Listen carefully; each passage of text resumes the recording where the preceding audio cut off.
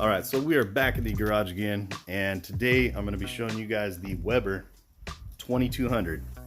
So that's what she looks like, the Weber 2200.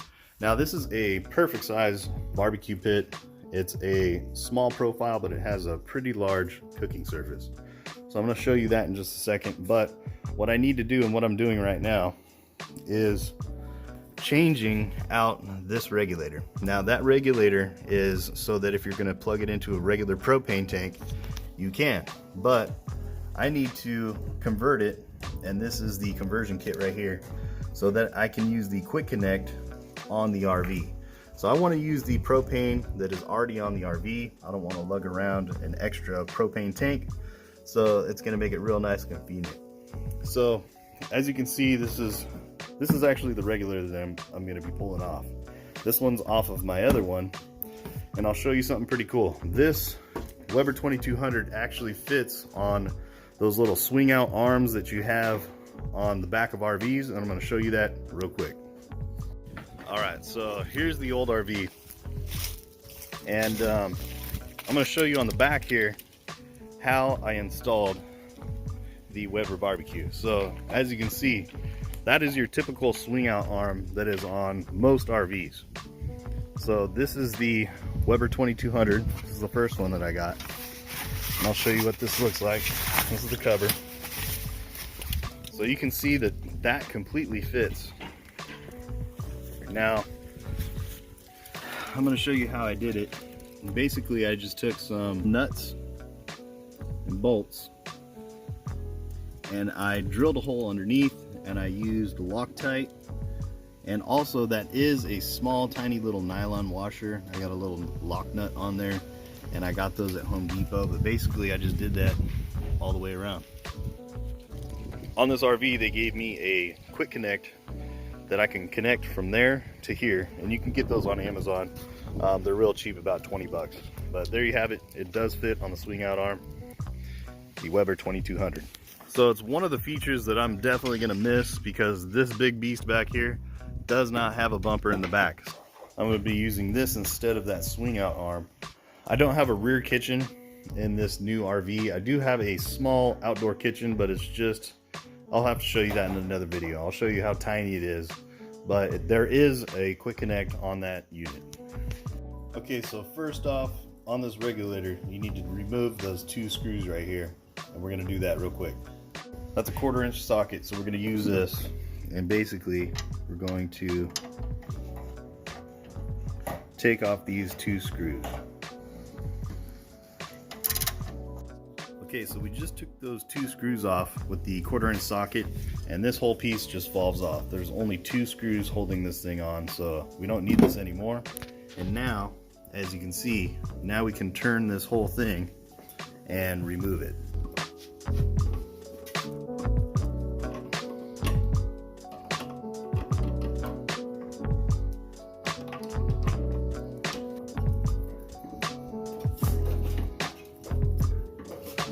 Now that we've removed our regulator, we need to put our adapter on, our conversion kit.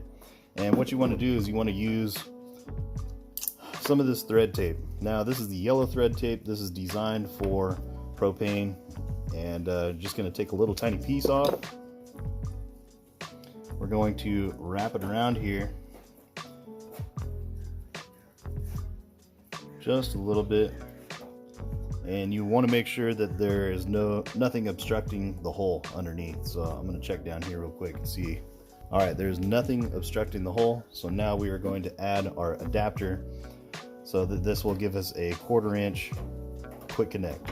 You definitely want to hand tight this at first, because you do not want to cross thread.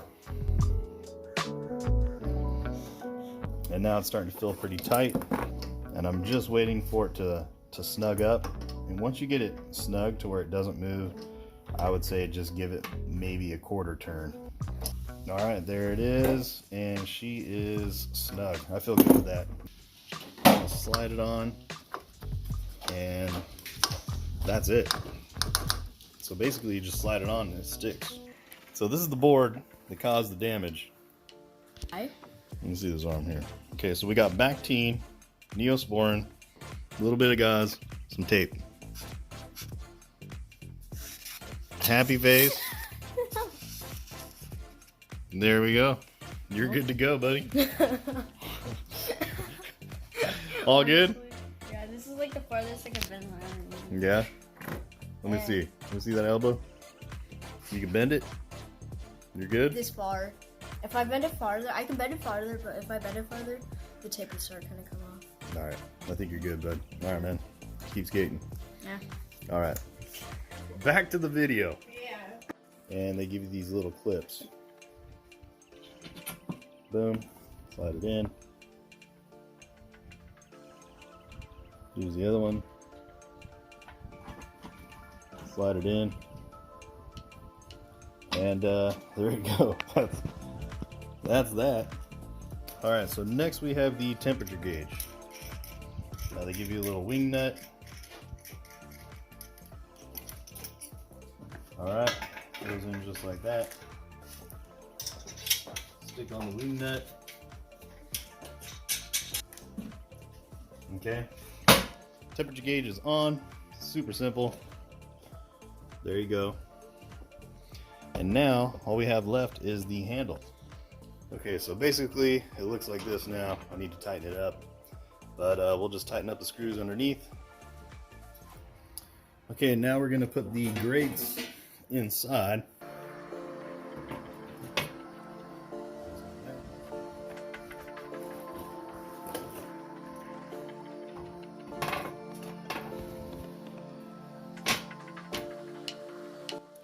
There we go.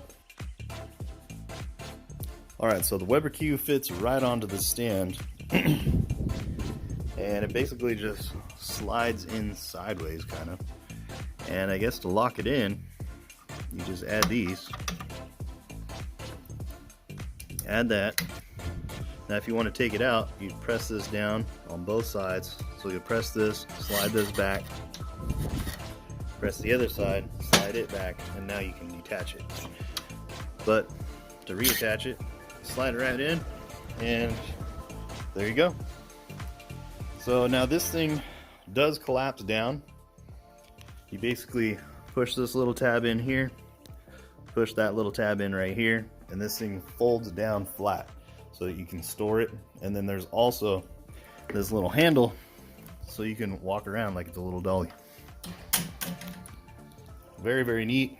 And this thing is pretty tall. Comes up to about my waist.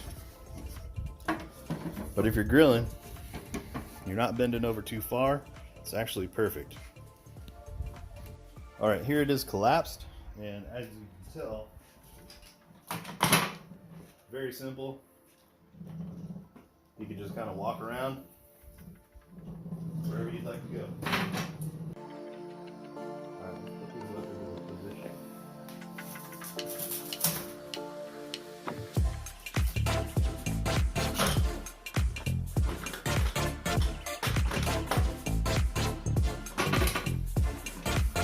My son just asked me a really good question, and he was like, Dad, where do you hang your tongs? Where do you hang the spatula?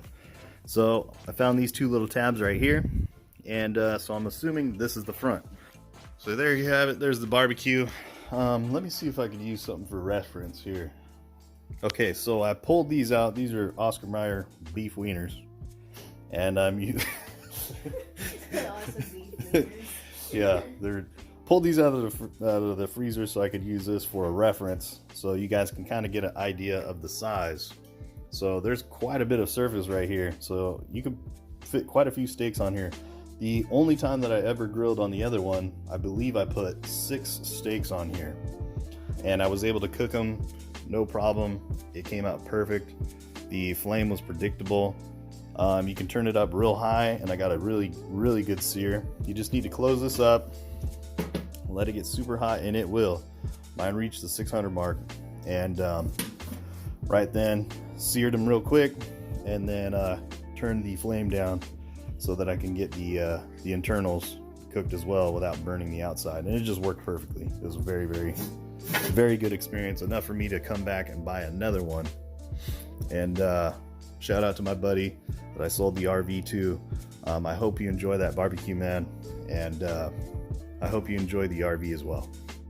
As far as cleaning this thing, it's very simple. You just take a spatula, scrape everything down into this hole, and there's a removable tray.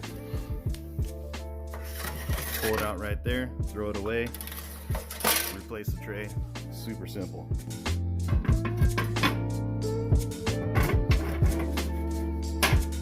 Very easy cleanup. Now, if you're going to store it on the portable cart, you're looking at about 21.5 inches wide. The length of it is 38 inches, and the height from bottom to top is 20 inches. And if you're going to be storing it, just the barbecue itself, it's 32 inches wide by 17 inches tall and 19 inches wide.